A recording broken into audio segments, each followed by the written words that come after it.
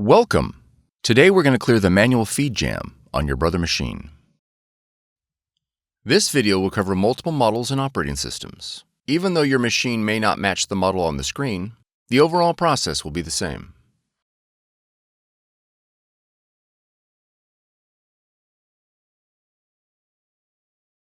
Gently remove the jam paper from the tray with both hands. Reload the tray with an undamaged sheet of paper. Adjust the tray guides to fit the paper. Verify that the tray guides are not pushed too tightly against the paper.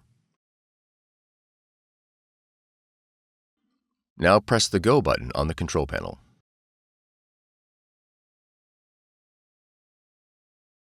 For more tutorials, FAQs, and videos, visit us at www.brother-usa.com. If you found this video helpful, be sure to subscribe. Thank you for choosing Brother.